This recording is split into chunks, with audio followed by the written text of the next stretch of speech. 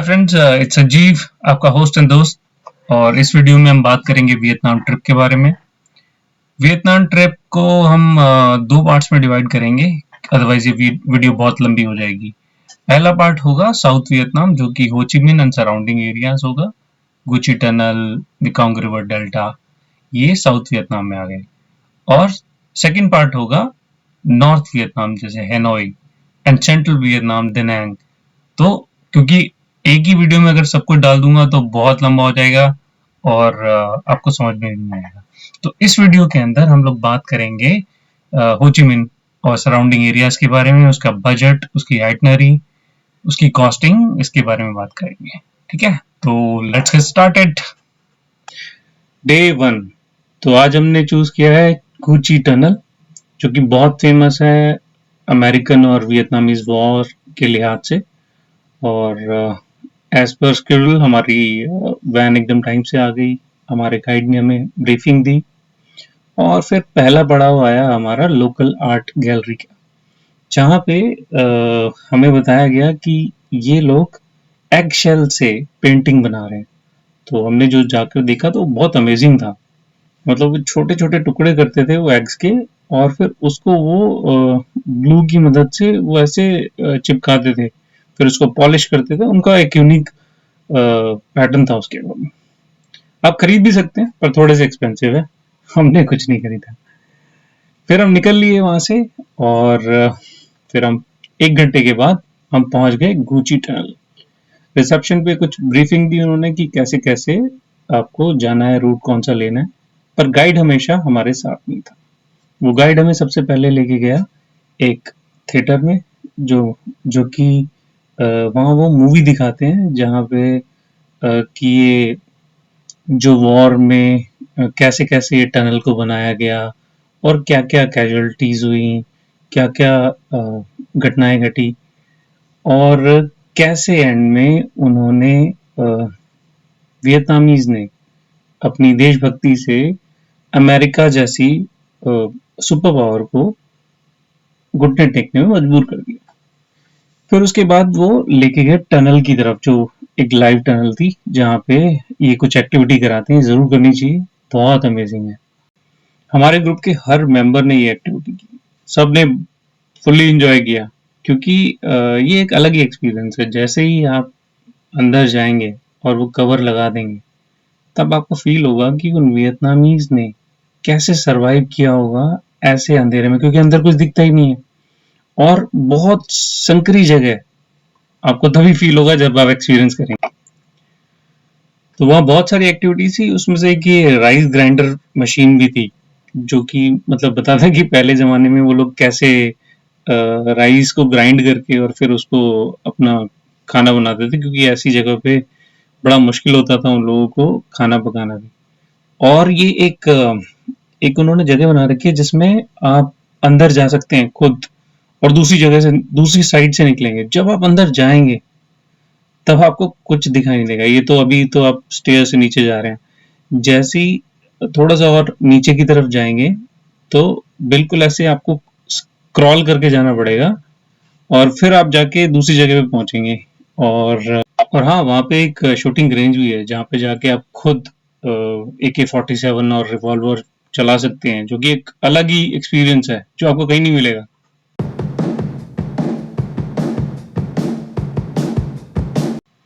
Day 2, ये बहुत लंबा दिन होने वाला है, क्योंकि आज हम जाएंगे मेकोंग रिवर डेल्टा, एक मोनेस्ट्री, और ट्राई करेंगे स्नेक वाइन। तो हमारी जो वैन थी वो एकदम टाइम से आ गई। 1 घंटे में उसने हमें मोनेस्ट्री पहुंचा दिया, जिसका नाम था विन थ्रैग पगोडा। बहुत ही सिंपल और अमेजिंग व्यू था वहाँ का। और वहाँ पे जो बुद्धिस्ट जो मूर्तियां बनी हुई थी वो भी बहुत अच्छी थी। काफी शांति थी, मतलब कोई ज्यादा भीड़ भाड़ नहीं थी वहाँ पे। और हमने अच्छे से सारा टेम्पल घूमा, सारी मोनेस्ट्री घूमी, और फिर हम टेम्पल के अंदर गए, जहाँ पे जितने भी मॉन्क्स थे वो उस टाइम लंच कर रहे थे। हमने बड़ी शांति से उस जगह को एक्सपीरियंस किया, क्योंकि मोनेस्ट्रीज में जाके ना अलग ही आपको शांति फील होती है। अगर आप यहाँ इंडिया में भी सिक्किम में या कहीं और नॉर्थ ईस्ट में कहीं आप मोनेस्ट्रीज में गए होंगे तो आपको फील होगा कि कितनी शांति है। फिर हम वहां से चल दिए और पहुंचे मेकोंग रिवर।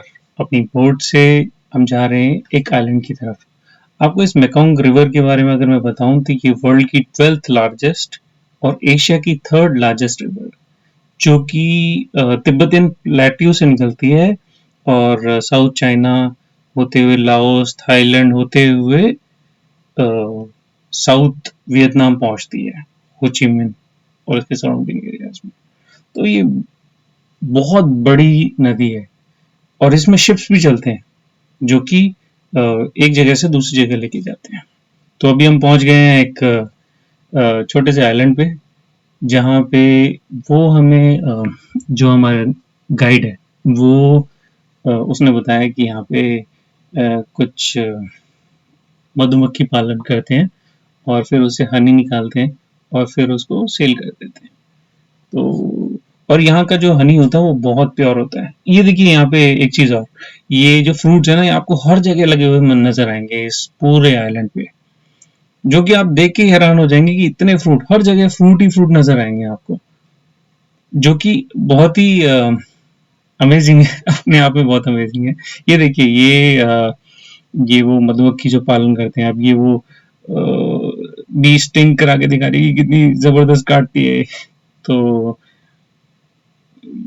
ये भी ये हमने चाय पी, हनी टी, जो कि वहीं की बनी हुई थी। बहुत अच्छा एक्सपीरियंस था। लोगों ने यहाँ पे वो एनाकोंडा को भी ट्राई देखा फोटो खिंचवाने के लिए।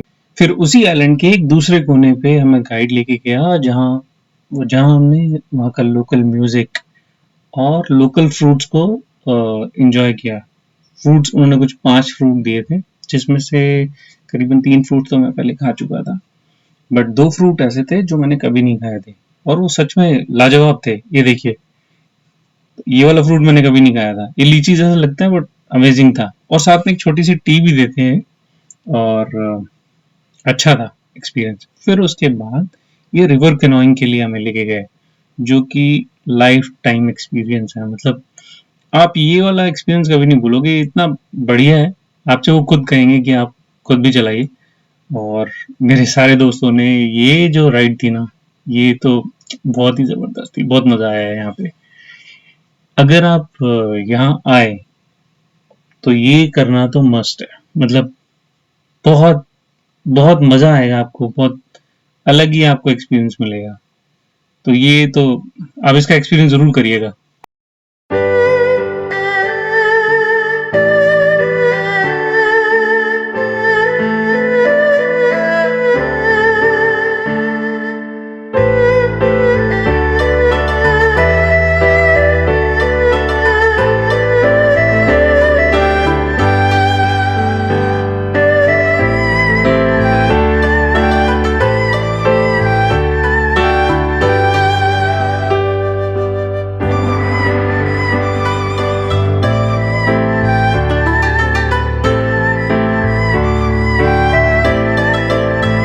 फिर उसके बाद हम वापस पहुंच गए अपनी बोट पे, जो कि हमें लेके जाती है अब लंच के लिए। अब जैसे ही लंच के लिए पहुंचने वाले थे तो हमारे दिमाग में था कि हमें कुछ मिलेगा वेज या नहीं मिलेगा, बट हमारे लिए हमारे गाइड ने बहुत अच्छा अरेंजमेंट करके रखा था। कुछ नॉन वेज वालों के लिए तो कुछ अमेजिंग ही था। ये देखिए, ये है ड्रैगन फ्रूट।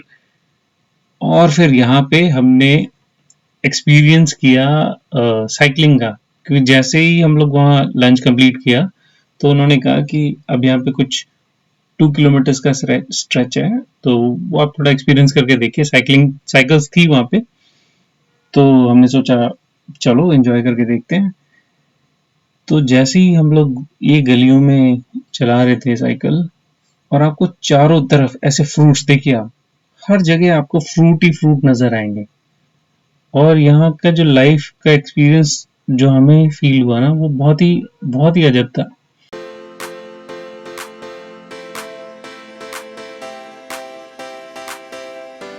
फिर हमने फिर बोट ली और पहुंच गए एक कोकोनट फैक्ट्री में, जहाँ पे कोकोनट कुकीज के अलावा वहाँ पे हमें स्नेक वाइन भी ट्राई कराया गया। आप अगर देखेंगे, ये जो जो गाइड है, ये जो भी बोल रहे हैं सामने, ये हमारे गाइड है। ये स्नेक के मुंह से सर्व करेंगे सबको वाइन, तो अपनी तो हिम्मत। डे 3, तो आज हम जाएंगे सिटी टूर के लिए, जो कि बहुत आसपास ही है, कुछ ज़्यादा दूर नहीं चलना पड़ेगा आपको।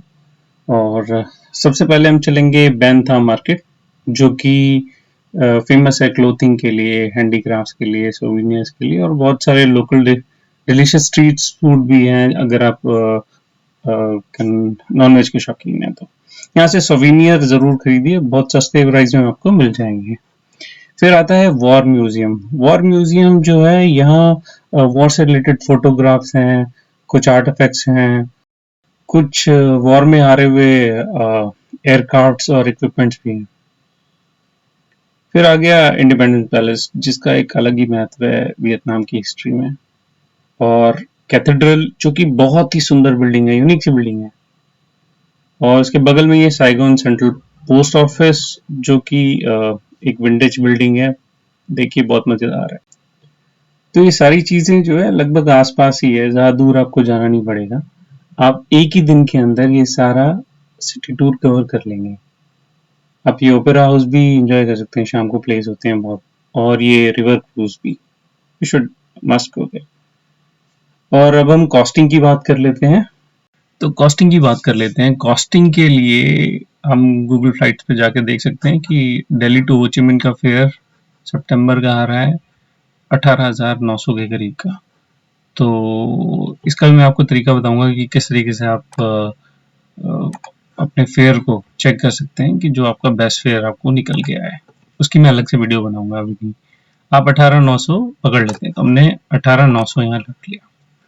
फिर आ जाते हैं होटल के ऑप्शंस। होटल में वियतनाम एक्चुअली बहुत सस्ता है, तो वहाँ पे अगर आपको अच्छी कैटेगरी के होटल्स भी लेने हैं तो वो भी बहुत सस्ते पड़ेंगे, और अगर ठीक ठाक लेने हैं तो वो 1000-1500 की रेंज में आपको अच्छे होटल्स मिल जाएंगे। तो मैं अप्रोक्सीमेटली पर पर्सन का 2000 पर डे का पकड़ लेता हूँ। 3 दिन है तो 6000 हो गया। यहाँ पे आपके पास एयरबीएनबी के भी ऑप्शन हैं। एयरबीएनबी के बहुत अच्छे ऑप्शन हैं, क्योंकि वियतनाम में बिल्कुल सेंट्रल लोकेशंस पे बहुत अच्छे ऑप्शंस मिल जाते हैं। ये देखिए, ये मैंने वियतनाम का ही खोला हुआ है, तो आपको 1800 में भी ये देखिए कितना सुपर होस्ट है, तो काफ़ी यहाँ आप रिलाई भी कर सकते हैं इसके ऊपर। तो ऐसे बहुत सारे ऑप्शंस अवेलेबल हैं। ये देखिए बिल्कुल साफ सुथरा। तो एयरबीएनबी आप ले सकते हैं, और इसमें अगर आप फैमिली के साथ ट्रैवल कर रहे हैं तो आप अपनी इच्छा अनुसार यहाँ पे, जैसे आपने एंटायर प्लेस कर लिया और जितने रूम्स ऐड करने हैं 1 2 3 4, और उसके बाद फिल्टर लगा दिया, और उसके बाद वो आपके जो भी आप सर्च करेंगे उसके हिसाब से आप डायरेक्टली बुक कर सकते हैं। आपको किसी एजेंट की जरूरत नहीं है अगर आप यहाँ से ऐसे प्लान करते हैं तो। फिर अगर आप सोलो ट्रैवलर हैं तो आप हॉस्टल भी ले सकते हैं। हॉस्टल्स भी सस्ते हैं, कुछ 700-800 रुपए में बहुत बढ़िया हॉस्टल पर डे के हिसाब से आपको मिल जाते हैं, जिसकी बहुत अच्छी रेटिंग 9.1, ये देखिए 1000 का है, 8.7, 8.7, 9.1, 600 में। तो वहाँ बहुत अच्छे ऑप्शन है। तो अगर मैं ये अ, हमने एयरफेयर पकड़ लिया 18,900, और होटल पकड़ लिया 6000 3 डेज का। फूड एक्सपेंसेस 4000 मैंने हायर साइड पे पकड़ लिया, और इससे इतने आएंगे भी नहीं आपके 3 दिन के। गुची टनल का अप्रोक्सीमेटली 1554 रहेगा, मैं आपको बताता हूँ दैट। आप कैसे चेक कर सकते हैं वो भी देख लीजिए। ये जैसे आपको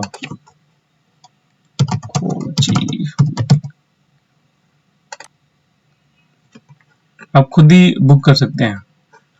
तो ये देखिए, ये जैसे अगर आपको अमिकोंग रिवर डेल्टा और मोनेस्ट्री और वो स्नेक पॉइंट के लिए जाना है तो 1964, और हो ची मिन्ह का 1539। तो ये सारे अगर हम ऐड कर लेते हैं तो अप्रोक्सीमेटली 32,000 के अराउंड आपका कॉस्ट आएगा 3 दिन का। अब आपको अगर एक्सटेंड करना है तो आप इसको नॉर्थ और सेंट्रल में भी जाके एक्सटेंड कर सकते हैं, बट आपका एयर फेयर तो सेम ही रहेगा। तो आपका जो कॉस्ट पड़ेगा वो बढ़ेगा या तो ट्रैवलिंग के लिए या जो जितना भी आप स्टे करेंगे। और इसमें भी आप सेव कर सकते हैं। अगर आप मान लीजिए 3 दिन के लिए आप अगर मतलब साउथ वियतनाम में जा रहे हैं, तो यहाँ पे भी आप अगर सोलो ट्रैवलर हैं, तो अगर आप हॉस्टल्स में रहते हैं तो आपका कॉस्ट सेव हो सकता है। तो इस तरीके से आप अपनी कॉस्ट सेव कर सकते हैं। बाकी आप कैसे कॉस्टिंग अपनी और बचा सकते हैं, मतलब instead of going to a travel agent, आप खुद बुक कर सकते हैं। तो मैं आपको एक अलग वीडियो में ये सारी चीजें बताऊंगा। तो इस वीडियो में इतना ही। तो आपसे इजाजत लूंगा। मिलते हैं नेक्स्ट वीडियो में। Thank you.